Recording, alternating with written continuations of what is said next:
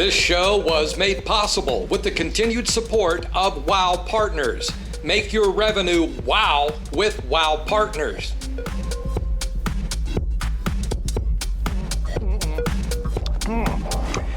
Hello friends, it's berry season here in the Pacific Northwest. You'd know that if you watched our last show where I picked some thimbleberries, my favorite of all the berries here in the Northwest. That is a huckleberry bush, and these are huckleberries. They are tart and one of the few berries that are red that are safe to eat. There's also the blue variety, but just like last week, I'll tell you all about it after the show. For those of you who are interested, because I don't think huckleberries are the reason you tuned in this week. So let me just start by saying that as I film this, the last installment of IGB Live is wrapping up in Amsterdam. We have industry news out of the Netherlands this week, where the Dutch authority refuses to allow the UK Gambling Commission the exclusive rights to stupidity.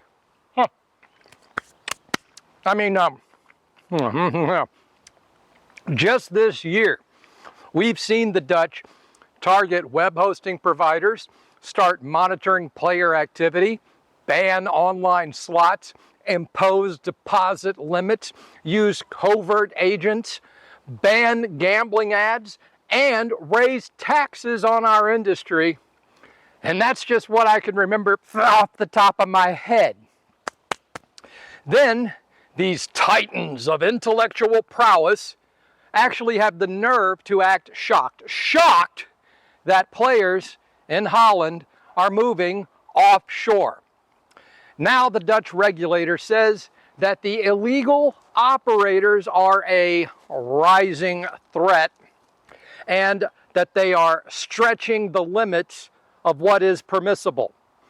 All right, first, I find it just a bit ignorant and extremely hypocritical for them to complain about limits being stretched. They are the ones that have changed so many regulations so quickly.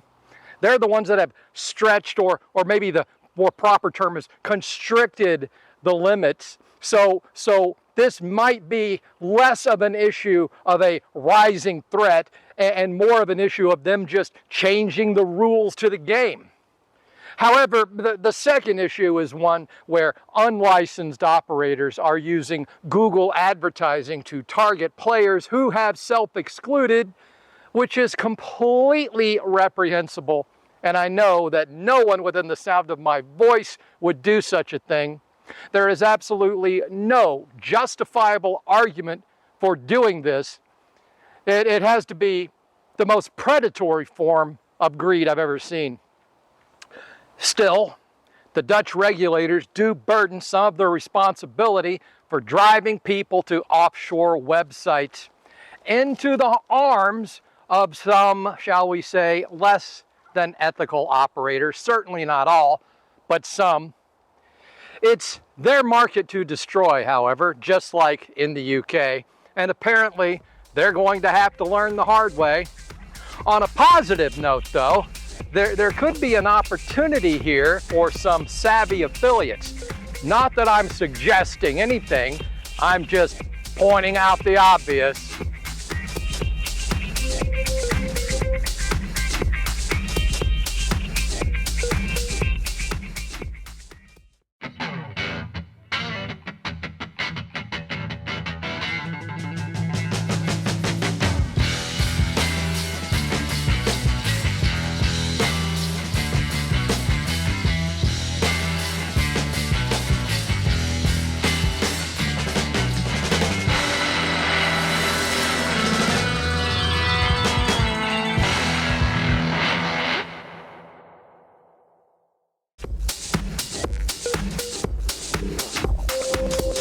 Huckleberry seeds. As we keep the show rolling along into the second half, I wanted to tell you about a brand new APCW interview that we just released for the Partners.io program. I caught up with Solab, their Chief Marketing Officer, to discuss the reasons for the ongoing success of their program, including their close working relationships with their affiliates and their new and expanding brands. You can find this video on the APCW website and our YouTube channel, as well as in the forums at GPWA. Now, a couple of things I wanted to mention quickly. The first is that Ukraine has decided to block even more gambling websites because, I mean, what else do they have to occupy their time? And the second is that Australia has decided to block even more gambling websites because, I mean, that's the only thing they have to occupy their time. But since neither of those stories is any more newsworthy than, say, the discovery that water is wet, I only mention them in passing. What is interesting is what's happening in France right now. And believe it or not, this may be the first time that anything interesting came out of France since King Louis decided to put a snail on a cracker. With the figures in for Euro 2024, the betting numbers are down, way down. But player participation in offshore markets is up, way up. It seems that it does not matter if a player is French, Dutch, British, or whatever. People are tired. They're sick and damn tired of being tracked, taxed, and told how, when, where, and if they're even allowed to bet their own damn money. But, you know, regulators are just that way. They're stupid. There was a time when I thought it was just being greedy, and I hear some of you out there saying it's not stupidity, Jay, it's greed. But I'll tell you this, there are a lot of greedy people in the world. Hell, there are some greedy people in this industry, but not all of them are stupid. Perhaps it's a combination of both, stupidity and greed. I'll accept that answer.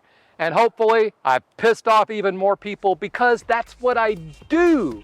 That's what I get paid to do. Well, I get paid to give my opinions and talk about the news from an affiliate vantage point. Pissing people off is just a bonus, I guess. So, time to go. I'll come back next week, do it all again, God willing. Stay tuned if you want to learn about huckleberries.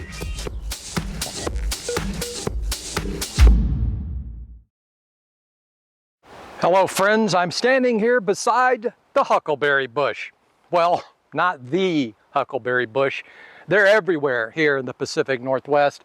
And these are the red variety, as I mentioned at the beginning of this program. They have sort of a wild, tart taste. They're good, don't get me wrong. They're just not sweet like, say, a blackberry or even the thimbleberries from last week. They grow out of these tree stumps. Anywhere there's especially a cedar tree that has a stump, they just pop right up. And they're everywhere. They are so good. And right now, this time of year, they're big and they're everywhere. So, as I mentioned, they're one of the few red berries that are actually safe to eat. There are some other red berries over there, which are no bueno. So, I recommend that you learn to identify huckleberry by these dark, small leaves and beautiful little red berries, and the fact that it's growing out of the stump or the root of a cedar tree. I'm sure that's not the only way to identify them, but I'd hate for anyone to poison themselves, so do use some caution. There's also a blue variety of huckleberry, but that grows way up in the mountains. And while I do have some elevation here where I live, I'm not high enough to get the good stuff, like those blue huckleberries or even those famous mountain blueberries. Oh, I would love some of them.